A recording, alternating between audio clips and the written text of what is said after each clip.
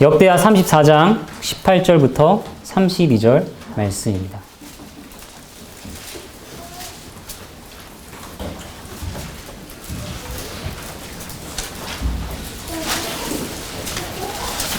(18절과) (19절을) 읽고 그 이후에 설교 가운데서 뒤에 말씀들을 살펴보겠습니다.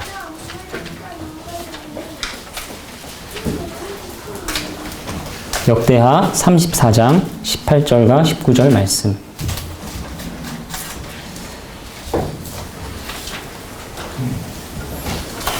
서기관 사반이 또 왕에게 아뢰어 이르되 제사장 hil기야가 내게 책을 주더이다 하고 사반이 왕 앞에서 그것을 읽으매 왕이 율법의 말씀을 듣자 곧 자기 옷을 찢더라. 하나님의 말씀입니다. 함께 감사합니다. 오늘은 요시야 왕에게 드러내신 하나님의 은혜를 살펴보고자 합니다. 특별히 요시야 왕이 26살 때 있었던 일들 가운데 어떤 하나님의 은혜가 드러났는가 하는 것을 살필 것입니다. 그 전에 배경을 간단하게 살피겠습니다. 열왕기상 13장 2절은 이렇게 말합니다. 하나님의 사람이 제단을 향하여 여호와의 말씀으로 외쳐 이르되 제단아 제단아 여호와께서 이와 같이 말씀하시기를 다윗의 집에 요시야라 이름하는 아들을 낳으리니 그가 내 위에 분향하는 산당 제사장을 내 위에서 제물로 바칠 것이요 또 사람의 뼈를 내 위에서 사르리라 하셨느니라. 이 말씀은 요시야가 태어나기 300년 전에 있었던 예언입니다. 하나님께서는 요시야 왕이 태어나기도 전에 요시야를 통해서 어떤 일을 행할 것인가 하는 그 계획들을 가지고 계셨습니다. 우리도 마찬가지죠. 우리도 태어나기 전에 이미 하나님께서 우리를 향하신 계획들을 가지고 계십니다.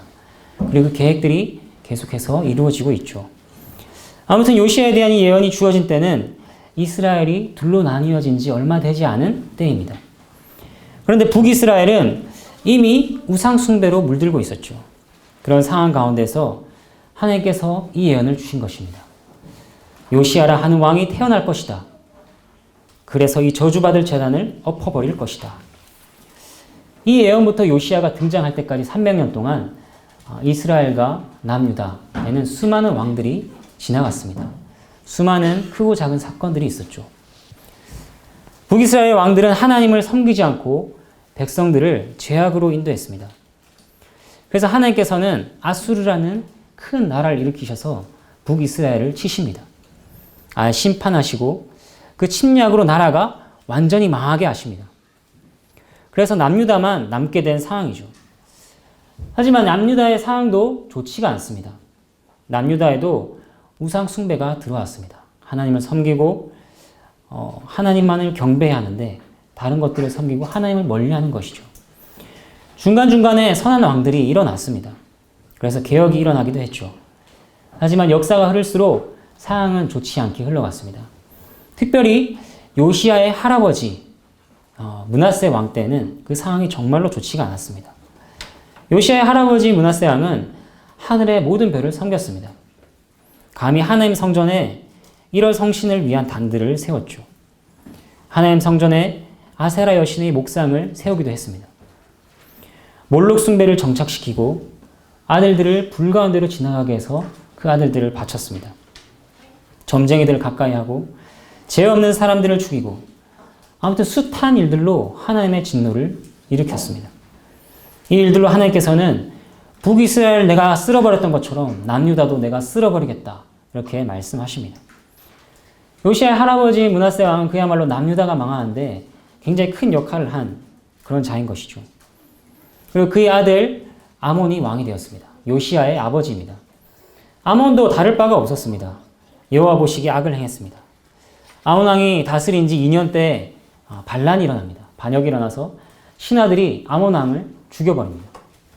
그런데 또 백성들이 그 왕을 아몬 왕을 죽인 자들을 처형시키고 아몬 왕의 아들인 요시야를 왕으로 세웁니다. 이때 요시야의 나이는 8살 때이죠. 지금으로 치면 초등학교 저학년의 나이가 될 것입니다.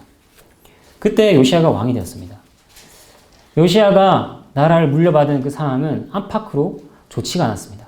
100년간은 아수르의 침략으로 말미암아서 괴롭힘을 받았고 안으로는 그 우상들, 우상 숭배에 찌든 그러한 상태에 있었던 것입니다. 하지만 그러한 가운데 요시야는 하나님의 은혜를 입었습니다. 노아의 홍수가 있기 전에도 그 타락이 굉장히 심각하였죠. 하지만 노아는 하나님의 은혜를 입어 보호를 받았습니다. 그처럼 요시야는 이처럼 어두운 시기에 하나님의 은혜를 입어 보호를 받은 자였습니다. 성경은 요시야에 대해서 이렇게 평가합니다. 마음을 다하며 뜻을 다하며 힘을 다하며 모세의 모든 율법을 따라 여호와께로 돌이킨 왕은 요시야가 전무후무하다. 이렇게 성경은 평가합니다. 어린 나이에 왕이 된 요시야를 누가 돌봐주었는지 성경에 나오지 않습니다. 하지만 요시야 왕이 어린 시절부터 신앙의 교육을 받았으면 틀림이 없습니다. 왜냐하면 그렇게 신앙의 교육을 받지 않았다면 자신의 할아버지나 아버지의 영향으로 하나님으로부터 벗어났을 것이기 때문입니다. 요시야가 16살이 되었을 때 다윗이 고백했던 그 하나님을 찾고 고백합니다. 그리고 20살이 되었을 때는 유다와 예루살렘을 정결하게 하는 작업을 시작합니다. 모든 우상 숭배의 흔적들을 제거해 버리는 것이죠. 그 범위가 단지 남유다에만 속하지 않았습니다. 아수르의 침략으로 완전히 망해버린 황폐해진 북이스라엘 온 지역도 정결케 하는 데 힘을 쏟았습니다. 요시야의 열심 때문이었는지 역대하나 열왕기를 찾아보면 요시야 왕 뒤에 바알이나 아세라라는 이름을 찾을 수가 없습니다. 그렇게 온 이스라엘을 정결하게 하고 예루살렘으로 돌아온 요시야는 26살이 되었습니다. 그리고 그가 한 일이 무엇이었을까요? 그것은 바로 성전을 수리하는데 열심을 냅니다. 이 성전은 세월로 인해서 자연스럽게 부식된 것이 아닙니다. 이전에 악한 왕들로 인해서 그리고 자신의 할아버지와 아버지로 인해서 파손된 성전인 것이죠. 바로 이 수리한 과정에서 오늘 본문에 발단이 되는 일이 생깁니다. 수리를 위해서 황금으로 모아둔 던을 꺼냈죠. 그런데 거기에서 하나님의 율법책이 발견된 것입니다. 이 율법책이 그동안 왜 이렇게 숨겨져 있었는지 그것에 대해서는 여러 가지 추측이 있습니다. 아수르와 같은 외부 세력의 침략으로부터 보호하기 위해서 숨겼다고 하는 사람도 있고 아니면 유다에 있었던 악한 왕들로부터 이 율법을 보호해야 되겠다 싶어서 숨겼는데 세월이 지나서 잊어졌다라고 하는 그렇게 말하는 사람도 있습니다. 어쨌든 하나님의 백성들을 위해 보존되었던 율법책이 발견된 것이죠. 이것은 참으로 특별한 하나님의 섭리였습니다. 18절을 한번 보겠습니다. 서기관 사반이 또 왕에게 아뢰어 이르되 제사장 hil기야가 내게 책을 주더이다 하고 사반이 왕 앞에서 그것을 읽으매 요시야 왕은 발견된 이 책을 소중하게 잘 보관해두라 이렇게 말하지 않았습니다. 서기관에게 읽으라고 합니다. 왕의 명령 없이 그저 서기관 마음대로 왕 앞에서 읽는 일은 없기 때문이죠. 이것은 원래 모세를 통해 하나님께서 미리 말씀하신 바였습니다. 하나님께서는 왕이 세워지기 전에도 왕이 세워지면 어떻게 행해라 라고 하는 것들을 가르쳐 주셨습니다. 왕은 말과 아내를 많이 두지 말라. 은금을 쌓지 말라. 이렇게 알려주셨습니다. 이것들과 더불어서 또 어떤 명령이 있을까요? 그것은 바로 왕이 평생 율법의 등사본을 읽게 하라는 것입니다. 그것을 통해서 왕이 하나님 경외를 배우고 하나님의 말씀에 순종하게 하라고 명하십니다. 요시야는 지금 이것을 행하고 있습니다. 율법을 듣습니다. 이것이 하나님의 은혜입니다. 우리는 오늘 본문에서 하나님의 은혜를 입은 자의 7가지 모습을 살펴볼 것입니다. 하나님의 은혜를 입은 자의 첫 번째가 이것입니다. 하나님의 은혜를 입은 자는 하나님의 말씀을 만난다는 것이죠. 오늘 갑자기 말씀이 궁금하여서 성경책을 열고 읽는 것, 그것은 하나님의 은혜로 인함입니다. 마음의 결심에서, 작정해서 의지적으로 시간을 정하여서 하나님 성경을 꾸준히 읽어나가는 것, 그것도 하나님의 은혜로 그에게 역사하신 결과로 말미암음입니다. 은혜의 손길로 그 마음을 인도하신 것이죠. 맥체인 성경 읽기도 마찬가지입니다. 심지어 자신의 의지가 아니라 부모님이나 다른 사람으로 인해 성경을 읽는 것도 하나님의 은혜로운 역사라고 할 수 있습니다. 역사를 살펴보면 하나님의 말씀이 숨겨진 때가 있습니다. 요시야 때가 그랬고 중세 시대 때가 그랬습니다. 그때는 특별한 계급에 속하거나 아니 돈이 많아야지 성경책을 구할 수가 있었죠. 그 외에는 성경을 구경하기도 힘들었습니다. 또 언어적인 교육을 받고 능력이 되는 사람들이 성경을 읽을 수 있었습니다. 그러한 상황에서 종교개혁을 통해서 성경이 번역되고 널리 보급되기 시작한 것입니다. 오늘날은 어떤가요? 우리에게는 우리말로 번역된 성경이 있죠. 우리말뿐 아니라 한자 성경, 영어 성경도 있습니다. 우리가 정말로 원한다면 그리스어, 헬라어로 또 히브리어로 된 성경도 어렵지 않게 구할 수 있습니다. 오늘 우리에게 있는 문제는 성경을 발견하는 것이 아닙니다. 그 성경 앞에 앉지 않는 것이 문제죠. 하나님의 은혜는 평생에 그 말씀을 옆에 두고 읽도록 그 말씀을 만나도록 우리를 인도하십니다. 특별히 하나님의 율법이 발견된 것이 성전을 수리하는 과정 중에 일어났다는 것을 생각해 봅시다. 참으로 놀라운 하나님의 섭리입니다. 성전이 수리되어도 율법이 없다면 기이한 모습이 될 것입니다. 성전이 회복되는 것과 말씀이 회복되는 것은 때려야 뗄 수가 없는 관계인 것이죠. 바울은 고린도전서 3장 16절에서 이렇게 말합니다. 너희는 너희가 하나님의 성전인 것과 하나님의 성령이 너희 안에 계시는 것을 알지 못하느냐. 여러분, 저와 여러분이 하나님의 성전입니다. 그 성전을 고치고 보수하기를 원하시나요? 그 첫 단추는 말씀을 발견하는 것입니다. 말씀을 발견하여 그 말씀을 읽고 그 말씀을 듣는 것이죠. 그 말씀을 만나는 것입니다. 호세아 선지자는 백성들에게 이렇게 외칩니다. 내 백성이 지식이 없으므로 망하는도다. 너는 말씀을 가지고 여호와께로 돌아오라. 우리는 요시야가 말씀을 들었던 것처럼 말씀을 만나도록 인도하시는 하나님의 은혜를 구해야 할 것입니다. 이제 19절 말씀 한번 보겠습니다. 왕이 율법의 말씀을 듣자 곧 자기 옷을 찢더라. 하나님의 은혜를 입은 자는 말씀을 듣습니다. 그리고 하나님의 은혜를 입은 자는 두 번째로 그 말씀에 마음으로 반응합니다. 요시야는 율법을 듣고 옷을 찢었습니다. 옷을 찢는다는 것은 비통함을 나타내는 표현이죠. 극도의 비통함을 나타냈습니다. 옷을 찢은 요시야의 반응에 대해서 본문의 27절은 더 상세하게 알려줍니다. 함께 읽어보실까요? 27절 말씀입니다. 역대하 34장 27절 말씀. 내가 이곳과 그 주민을 가리켜 말한 것을 내가 듣고 마음이 연약하여 하나님 앞 곧 내 앞에서 겸손하여 옷을 찢고 통곡하였으므로 나도 내 말을 들었노라. 여호와가 말하였느니라. 네, 요시야는 하나님의 말씀을 듣고 마음이 연약하여졌습니다. 이것은 마음이 부드럽다, 겁을 먹다, 나약하게 되었다는 것입니다. 그리고 그는 하나님 앞에서 낮아졌으며 통곡하였습니다. 단지 옷을 찢는 것이 아니라 마음을 찢은 것이죠. 요시야는 자기 나라의 형편이 선하지 않다는 것을 이미 알고 있었습니다. 왜냐하면 백성들 가운데 우상 숭배가 만연했기 때문이죠. 불경건이 눈에 보였습니다. 하지만 율법책의 말씀을 듣고 나니 자기 생각보다 조상들의 죄가 훨씬 크다, 더 악하다 하는 것을 깨달았습니다.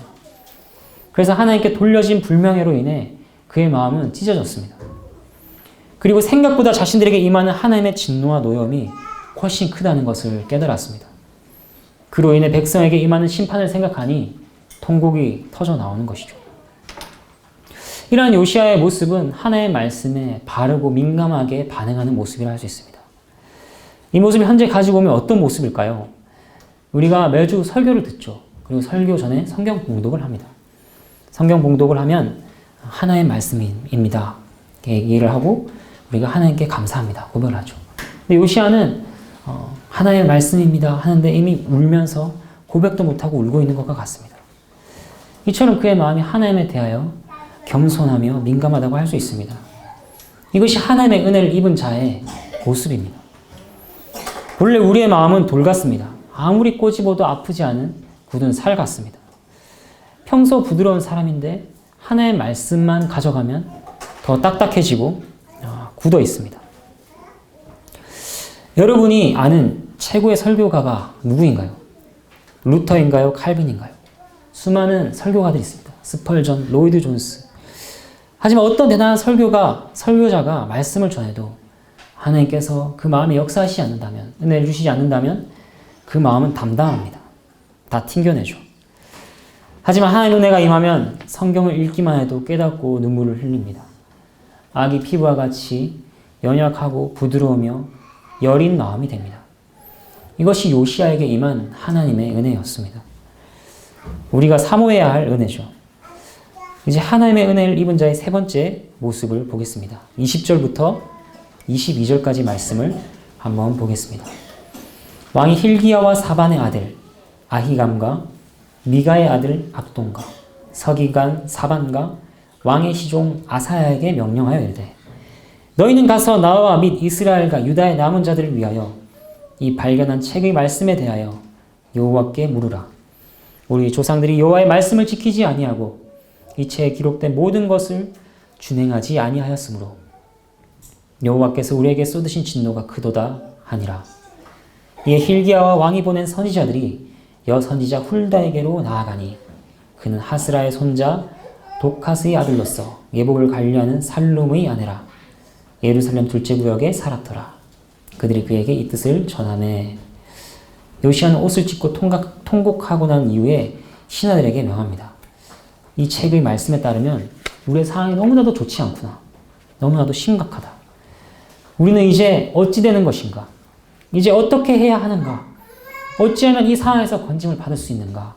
하나님께 물으라. 그리고 신하들을 보내서 여선지자 훌다에게 보냅니다. 신약에서 이와 비슷한 모습이 있죠. 사도행전에서 베드로와 사도들이 설교합니다. 너희가 예수를 십자가에 못 박았다. 그런데 이 예수는 바로 하나님이 세우신 주와 그리스도니라 설교를 하자 사람들이 마음에 찔림을 받고 고백합니다. 형제들아 우리가 어찌할꼬 이렇게 고백하는 것이죠. 통곡한 요시야도 사도들이 설교를 듣고 마음에 찔림을 받은 사람들도 다 그들은 하나님의 은혜를 입은 자들입니다. 그렇기 때문에 통곡하는 것이고 찔림을 겪는 것이죠. 그런 자들에게 하나님은 어떤 은혜를 더하시는가요? 바로 말씀으로 돕는 자를 붙여주신다는 것입니다. 요시야는 여호와께 물을 수 있도록 여선지자 훌다를 허락하셨습니다. 그리고 사도행전에서는 그들을 위해 사도들을 허락해 주셨죠. 하나님께서는 말씀을 깨닫도록 지도해 주는 사람들을 교회에 주십니다. 하나님의 은혜를 입은 자는 말씀에 대하여 도움을 받습니다. 신자 중에 그 누구도 말씀의 도움을 받지 않은 사람은 없습니다. 누구도 말씀에 비치지 않고 스스로 선생이 된 자가 없는 것이죠. 반면에 하나님의 은혜가 거두어지는 것은 말씀을 가르치고 지도해주는 자들을 데려가시는 것으로 나타납니다. 선지자들을 감추시고 선한 말씀의 사역자들이 없어지는 것이 그들에게 내리시는 심판인 것이죠. 우리는 말씀의 사역자들을 통하여서 베푸시는 하나님의 은혜를 감사히 여겨야 할 것입니다. 그리고 23절부터 28절까지 한번 보겠습니다. 훌다가 그들에게 이르되 이스라엘의 하나님 여호와께서 이같이 말씀하시기를 너희는 너희를 내게 보낸 사람에게 말하라 하시니라. 여호와께서 이같이 말씀하시기를 내가 이곳과 그 주민에게 재앙을 내리되 곧 유다 왕 앞에서 읽은 책에 기록된 모든 저주대로 하리니 이는 이 백성들이 나를 버리고 다른 신들에게 분향하며 그의 손의 모든 행위로 나의 노여움을 샀음이라. 그러므로 나의 노여움을 이곳에 쏟음에 꺼지지 아니하리라 하라 하셨느니라. 너희를 보내어 여호와께 묻게 한 유다 왕에게는 너희가 이렇게 전하라. 이스라엘의 하나님 여호와께서 이같이 말씀하시기를 내가 들은 말을 의논하건대 내가 이곳과 그 주민을 가리켜 말한 것을 내가 듣고 마음이 연약하여 하나님 앞 곧 내 앞에서 겸손하여 옷을 찢고 통곡하였으므로 나도 내 말을 들었노라. 여호와가 말하였느니라. 그러므로 내가 내게 너희 조상들에게 돌아가서 평안히 묘실로 들어가게 하리니 내가 이곳과 그 주민에게 내리는 모든 재앙을 내가 눈으로 보지 못하리라 하셨느니라. 이 사신들이 왕에게 복명하니라. 훌다를 통해서 요시야에게 응답하신 하나님의 대답은 이것이었습니다. 요약을 하면 이렇습니다. 이제 어찌 되는 것이냐고? 책에 기록된 대로 재앙과 저주를 내릴 것이다. 이 백성들이 우상 숭배로 나의 노를 일으켰기 때문에 꺼지지 않는 노여움을 쏟을 것이다. 건짐을 받기 위해 어떻게 해야 하냐고 물었느냐? 내가 요시야 너의 겸손과 통곡을 보았노라. 그러니 너는 평안히 조상들에게 돌아갈 것이다. 어찌 되는 것인가 하는 질문에는 말씀에 기록된 대로 하신다고 합니다. 하나님의 말씀은 1.1획도 떨어지지 않기 때문입니다. 그러니 하나님의 말씀이죠. 그리고 어떻게 해야 하는가 하는 질문에는 재앙을 보지 않고 평안히 묻힐 것이다. 이렇게 응답하십니다. 이것이 본문에서 보여지고 있는 하나님의 은혜를 입은 자의 네 번째 모습입니다. 은혜를 입은 자는 하나님께 평안을 약속받습니다. 요시야의 겸손과 통곡, 이것은 하나님께서 주신 은혜였죠. 그런데 마치 그것이 요시야의 것인 양 여겨주시고 평안을 약속하시는 것입니다. 바로 은혜 위에 은혜를 더하시는 모습입니다. 그의 평안은 두 가지 측면이 있습니다. 하나는 재앙을 보지 않는다 하는 것이고, 두 번째는 평안히 조상들에게 돌아간다고 하는 것입니다. 끔찍한 하나님의 심판에 대해서 건짐을 받는 요시야는 실제로 역사 속에서 남유다를 향한 하나님의 심판이 내려질 때 그 전에 죽어서 그 재앙을 보지 않고 갔습니다. 그리고 평안하게 조상들에게 돌아간다 하는 것을 생각해 보겠습니다. 이 말은 평온한 가운데 죽음을 맞이할 것이다는 말이 아닙니다. 왜냐하면 나중에 보면 요시야는 전쟁에서 활을 맞아서 고통스러워하다가 죽기 때문입니다. 게다가 39 정도의 이른 나이에 죽었습니다.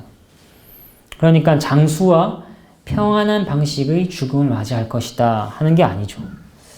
그렇다면 무슨 말일까요? 요시야의 조상들을 생각해 봅시다. 요시야의 조상들이 누구인가요?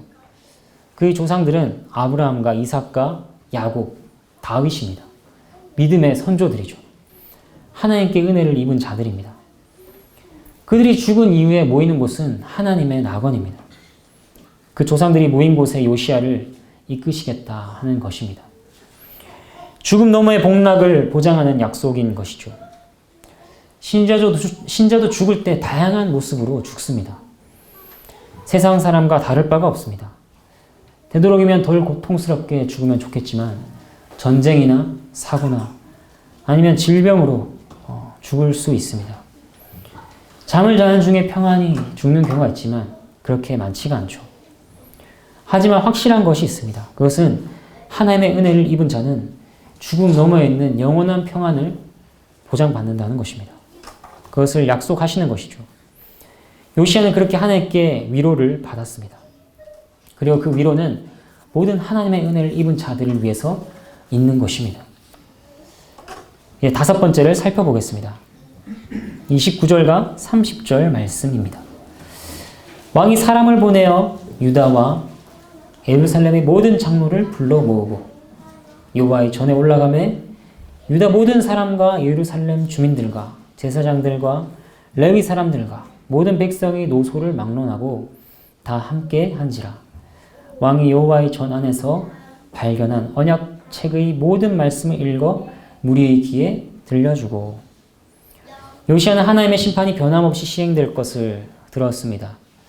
하지만 그 가운데 자신의 평안함을 약속받았죠. 이 이야기는 여기서 끝나지 않습니다. 요시야가 사람들을 불러 모읍니다. 남녀노소 모든 사람을 불러 모으고 그들에게 언약의 말씀을 읽어줍니다. 이것이 하나님의 은혜를 입은 자의 다섯 번째 모습입니다. 하나님의 은혜를 입은 자의 모습은 다른 사람들에게 말씀을 들려준다는 것입니다. 개인적으로 하나님의 말씀을 읽거나 만날 뿐만 아니라 다른 이들에게 그 말씀을 들려주는 것입니다. 이것을 다른 말로 하면 뭐라고 말할 수 있을까요? 말씀을 만난 자는 말씀의 증인이라고 말할 수 있겠습니다. 증인은 어떤 자인가요? 자기가 본 것과 들은 것을 증언하는 자입니다. 듣는 자들이 믿든 안 믿든 증인은 사실을 증언할 뿐입니다. 말씀의 기록을 읽은 자는 증인으로서 다른 사람들에게 그 기록을 들려줍니다. 하나님의 은혜를 입어 여러분이 들은 말씀은 무엇입니까? 여러분이 읽고 여러분이 만난 말씀이 누구입니까? 말씀은 하나님 자신을 나타내신 계시입니다. 여러분이 성경에서 만난 하나님을 증언하십시오. 기록에서 벗어나지 말고 다른 사람들이 듣든 듣지 않던 증인으로서 그 기록을 흘려 보내십시오. 그렇게 흘려 보내도록 은혜를 구하시기 바랍니다. 이제 여섯 번째, 하나님의 은혜를 입은 자의 모습을 살펴보겠습니다. 31절 말씀입니다. 왕이 자기 처소에 서서 여호와 앞에서 언약을 세우되 마음을 다하고 목숨을 다하여 여호와를 순종하고 그의 계명과 법도와 율례를 지켜 이 책에 기록된 언약의 말씀을 이루리라 하고, 요시야가 사람들에게 말씀을 들려주고 나서 한 일이 무엇입니까? 그는 하나님에게 언약을 세웠습니다. 마음을 다하고 목숨을 다하여 그 뜻에 순종하고 지키겠다. 그 말씀을 이루리라. 이렇게 요시야가 하나님 앞에서 약속합니다. 하나님의 은혜를 입은 자의 여섯 번째 모습입니다. 하나님의 은혜를 입은 자는 말씀을 따라갑니다. 하나님의 은혜를 입은 요시야는 증인일 뿐만 아니라 제자가 되었습니다. 예수님께서 말씀하시죠. 나의 제자가 되기를 원하느냐? 모든 것을 버리고 자기 목숨까지 미워하지 않으면 나의 제자가 되지 못한다. 자기 십자가를 지고 나를 따르라. 요시야가 그 자리에 있었다면 뭐라고 대답했을까요? 내 주님, 내 마음과 목숨을 다하여 주께 순종하리다. 주를 따라가리다. 이렇게 답하지 않았겠습니까? 이것은 마음을 짓고 겸손하며 통곡하였던 자에게 따라오는 은혜의 열매입니다.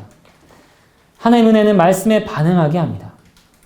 그 마음이 반응하고, 그리고 그 은혜는 그 마음의 반응이 말씀을 따르는 삶으로 이어지게 합니다. 저와 여러분이 하나님의 말씀에 반응할 수 있도록 마음을 부드럽게 해 주시기를, 그리고 그 마음이 반응하여서 하나님의 백성으로 하나님 소유로 살리라 고백하게 되기를 구합니다. 하나님 은혜를 입은 자의 일곱 번째 모습을 살펴보겠습니다. 32절 말씀입니다. 예루살렘과 베냐민에 있는 자들이 다 여기에 참여하게 하매 예루살렘 주민이 하나님 곧 그의 조상들의 하나님의 언약을 따르니라. 요시야는 하나님 앞에서 언약을 세웁니다. 그 다음 자신이 하는 하나님 앞에서 언약을 세웠던 것처럼 모든 자들이 이것에 참여하게 합니다. 하나님의 은혜를 입은 자의 일곱 번째 모습입니다. 하나님의 은혜를 입은 자는 자신뿐만 아니라 다른 사람들이 말씀을 따르도록 돕는다는 것입니다. 요시야도 말씀에 대하여 훌다에게 도움을 받았죠. 이젠 요시야가 말씀을 따르도록 사람들을 돕습니다. 하나님의 은혜를 입은 자는 주인은 전혀 보지 않고 자신만 고상하고 고고하게 하나님의 말씀 따라가는 자가 아닙니다. 최대한 주위 사람들이 옳은 그 길을 갈 수 있도록 하는 것이죠. 그 길에 참여하게 합니다. 그것을 위해서라면 목소리가 쉬거나 아니면 다른 어떤 희생이 따르더라도 감당합니다. 다니엘서 12장 3절 말씀을 한번 같이 보겠습니다. 다니엘서 12장 3절 말씀입니다.